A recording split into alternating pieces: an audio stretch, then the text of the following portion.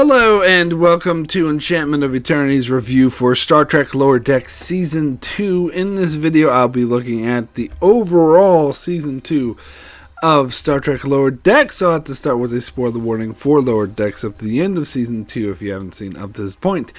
You will not want to watch this video, otherwise some things will be spoiled for you.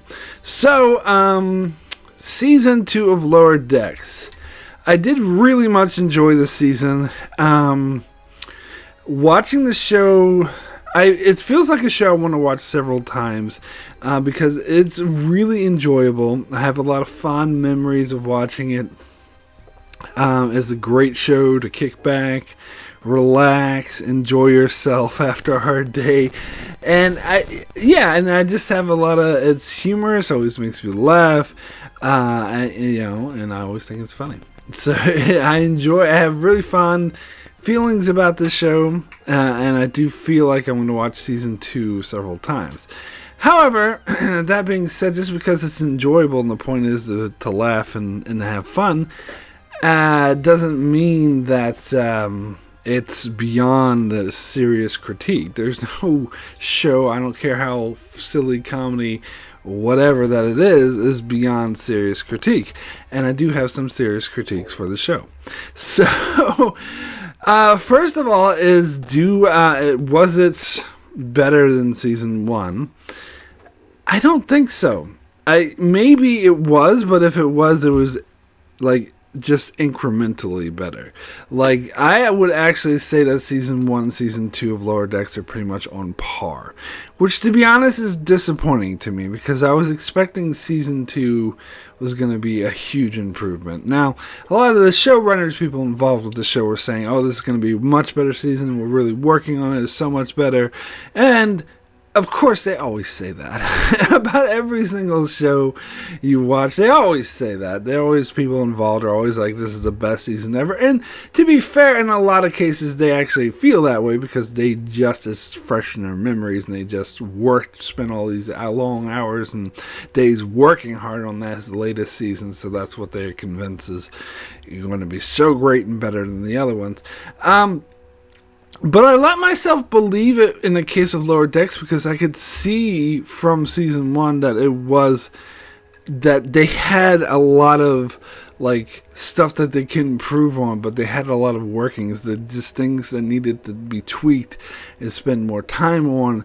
And to be fair to them, they did improve in a lot of ways in Season 2 in certain areas, but the overall quality of the show, I would say, didn't get much better because there are things that stayed the same and there's some things I think that got a little worse.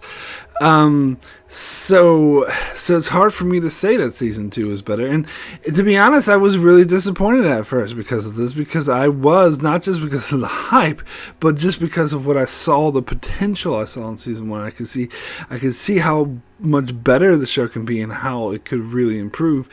And I think, even though they did do so in some areas, I think overall it in terms of quality pretty much stayed the same, which is disappointing. And I do hope that Season 3 improves, but now I have my doubts that it will.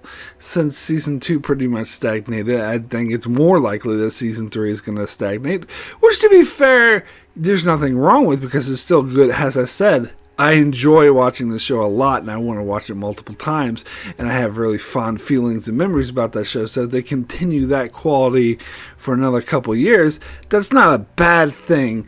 It's just, at the same time, I see a lot of potential there for the show to be better if they could only realize it. Anyway, some things this show did do to improve was, I feel its development of Mariner is a huge thing, because in Season 1 she did come off a little bit like a Wesley Crusher character.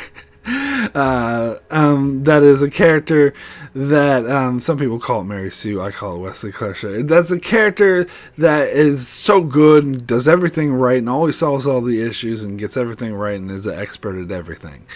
And there were a few times in season 2 where she was also portrayed like that, which is annoying. But for the most part, they actually developed her more. They made her feel more realistic, more tangible, more vulnerable, having more sort of faults. That they explored more in season 1. Basically, the only fault they explored is the fact that she was lazy and apathetic and didn't care about getting promoted. Whereas I feel season 2 went beyond that.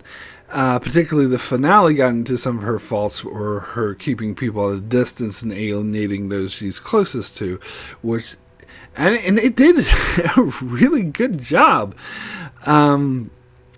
with this characterization. And the other thing is, of course, season 1 had the very strict format of almost every episode when they split the characters up. Boimler and Mariner would go off on an adventure, and then Rutherford and Tendi would have their side quests. And to be frank, those side quests were often not very good, and I didn't care for it. Now, they did do that format a couple times this season, but they tried to shake it up a bit. They had Tendi and Mariner going off on the venture, or they had tried to have all 4 of them go off on the venture. They did do Rutherford and Boimler once, but that actually didn't work. But that had more to do with the story of that particular episode. But they went more out of their way to not just keep with the same format and to mix things up, and this is something a lot of people complained about. So I think they noticed that, and they noticed maybe just from themselves of looking over their own work that that's something that they fell back on too much, and that they need to shake things up, and they promptly did. And that was very good. And also I like how they integrated the senior officers into the main crew more. I felt a bit kind of jarring in the first season, like they didn't really know how to use the senior officers, where it seems like they went out of their way to focus on the lower decks when it didn't seem natural to do so. But in this season, it felt more natural to have them focus on the lower decks, and they weren't afraid to integrate the senior officers more when they needed to be, but it still was making it clear that they were not the main characters. So I think season 2 did that extremely well. Now, what didn't they do well? What are some of the things that I felt like they didn't improve from season 1? Well, first of all, season 1 had this format where it was pretty good at the start, and it sank in the middle with these kind of tedious, just okay episodes, and then it got great at the end. And season 2 pretty much followed that same format. And to be fair, there's a lot of shows out there that do that format. But when they were saying season 2 is going to be so much better, I was hoping that would mean there would be consistency and quality, that we wouldn't have to wait till the last 2 episodes to get the great episodes, and that we wouldn't get these boring episodes in the middle, but we totally did. So if I just quickly run through the episodes, the first episode, Strange Energies, when they did the whole Gary Mitchell thing with Ransom. I mean, that was a bit over the top and a bit silly, but it was okay. It was funny as an episode. I don't know if I liked the character stories that much in the episode, but it was fine. Then their episode 2 was K-Shan, His Eyes Open, which I loved.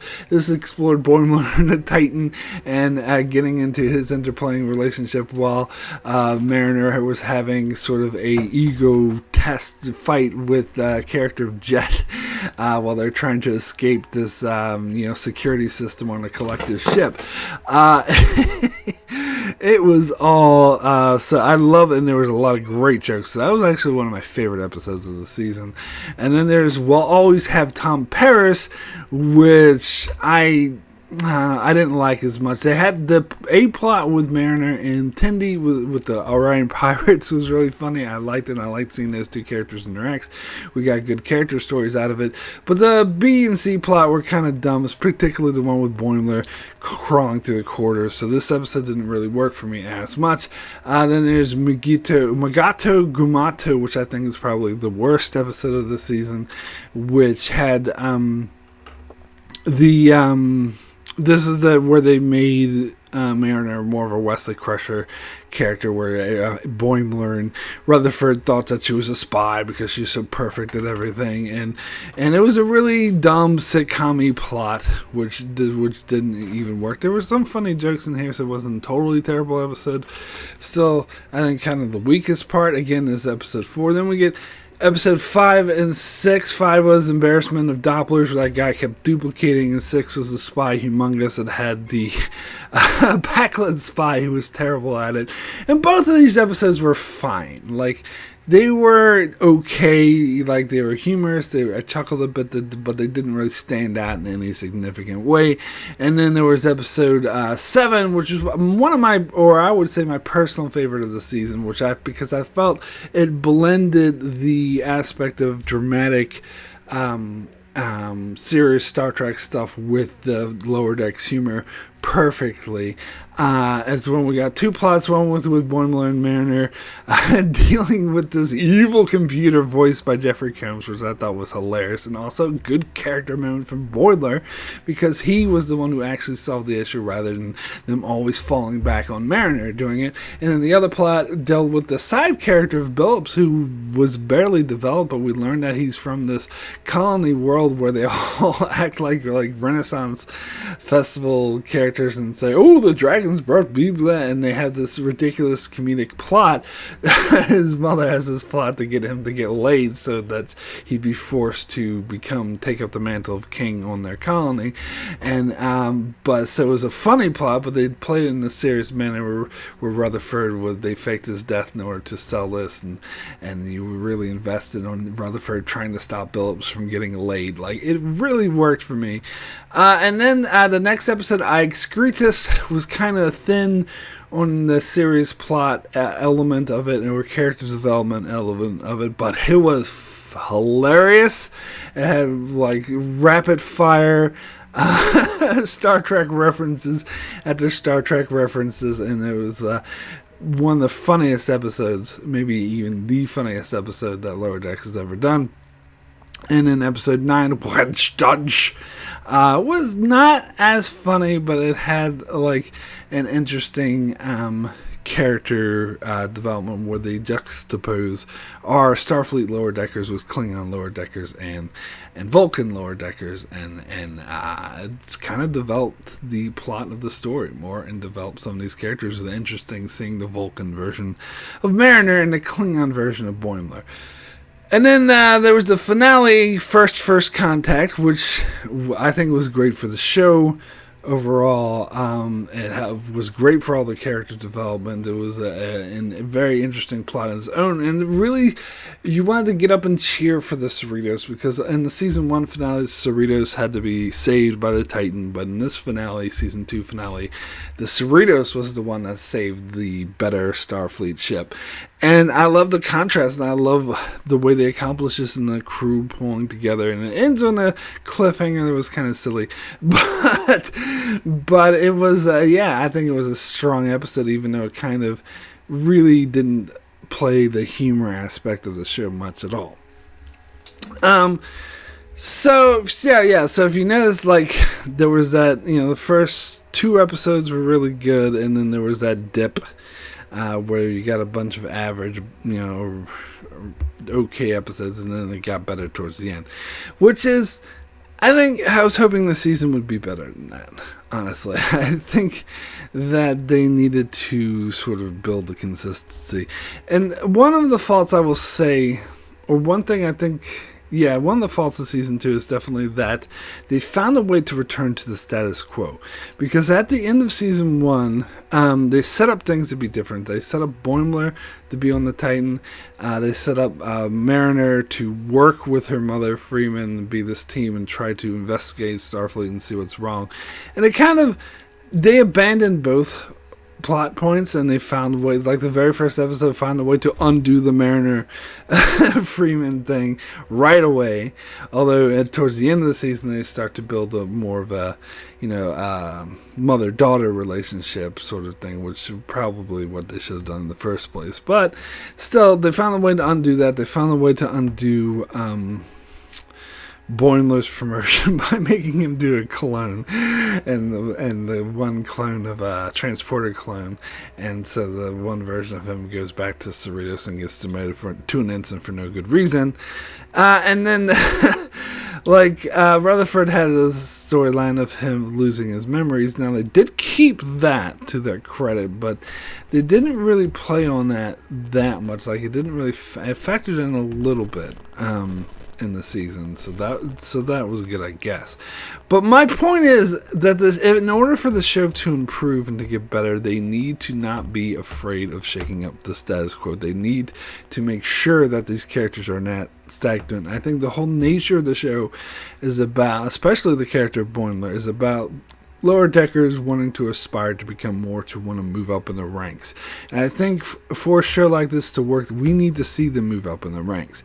Now, it is promising because they should tend to get promoted to a science bridge officer at the end of season 2, but if season 3 again were to find a way to undo this and return to the status quo, then that would be terrible. They need to show these characters starting to move up. In fact, throughout season 2, we get a storyline of Boimler coming more into his own, learning to be a better officer, and the senior officers like Ransom and others appreciating him more. So they need to continue with that. If they undo it and bring him right back to the whiny, incompetent ensign that no one notices, then that would be terrible for the show. They need to start promoting him. In fact, if they even got rid of Freeman as captain because she wanted to get promoted to another ship, even if she did that and Ransom or someone else took over, it would be good to have constant change in this upward movement. I think this show, more particularly than any other show, because of the nature of it. And also, you can't have an Ensign Kim situation like he did on Voyager, where he was an ensign for 7 seasons, which made no sense whatsoever. And the actor constantly pointed this out, producers, writers, but they are idiots. And, someone needs to be the ensign, which makes no fucking sense. Anyway, I'm sorry. That really irritated me. So, Lower Decks needs to learn from the mistakes of other Trek shows and not fall into those traps.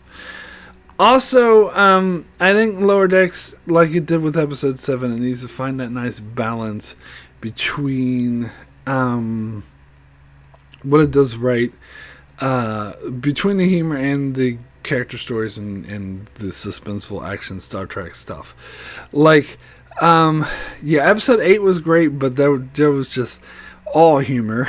And episode 9 and 10 were also great, but that didn't have that much humor. It didn't have enough humor.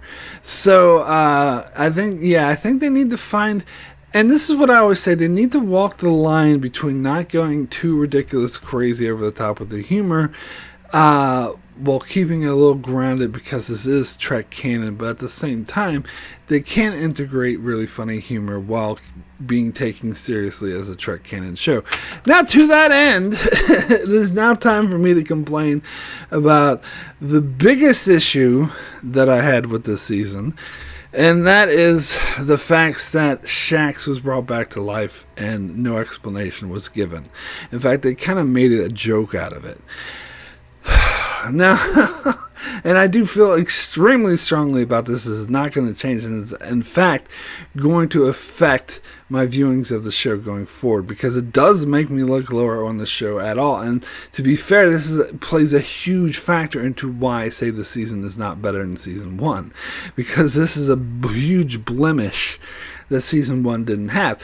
Now, what's my issue? The fact that they brought Shax back to life? No, not really, because I was actually hoping that they would. I was expecting them to do that, but I was expecting them to do it in a way that made sense, because it's something you have to handle carefully. You have to handle respectfully, which is in other cases where Star Trek has brought characters back to life, like Spock being the most prominent one.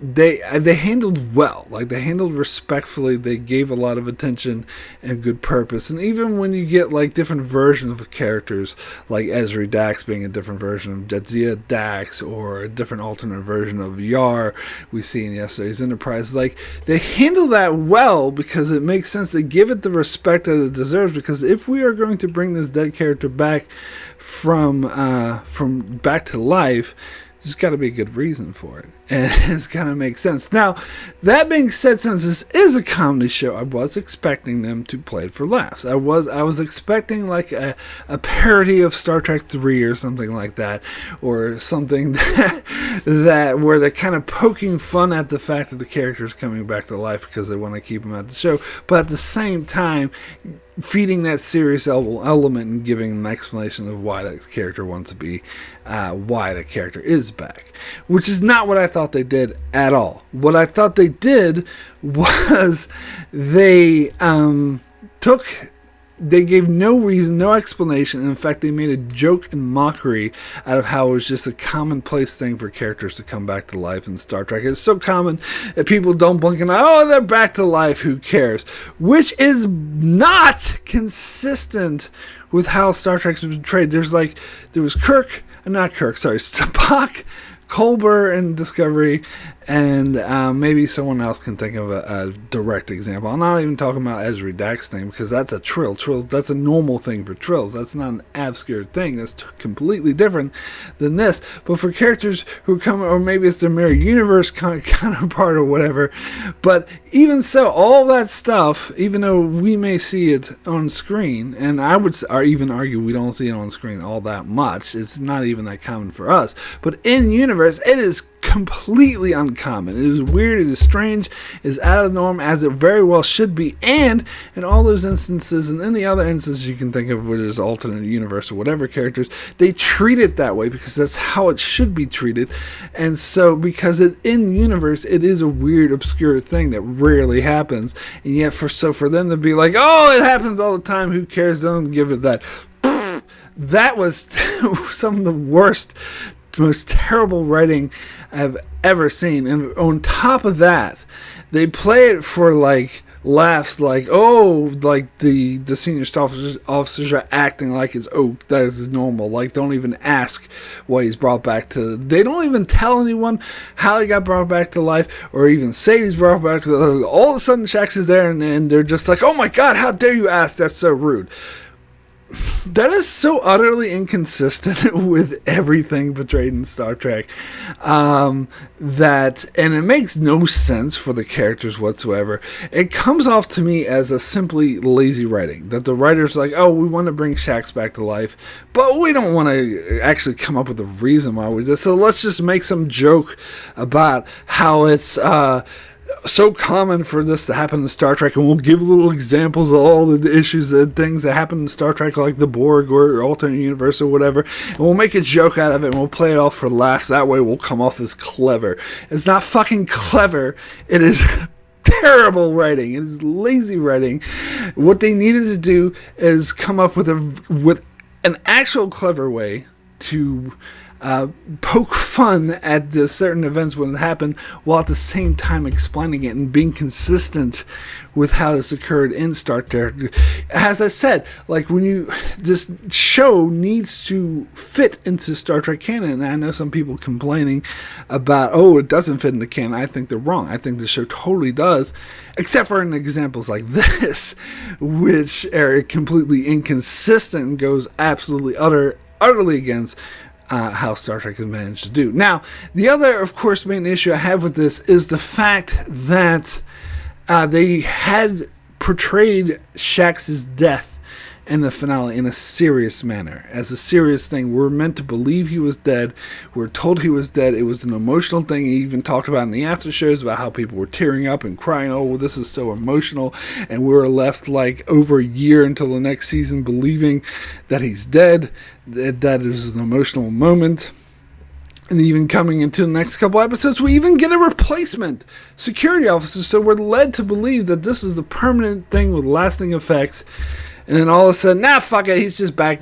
Who cares about an explanation? That seriously undermines anything serious that Lower Decks ever wants to do in the future.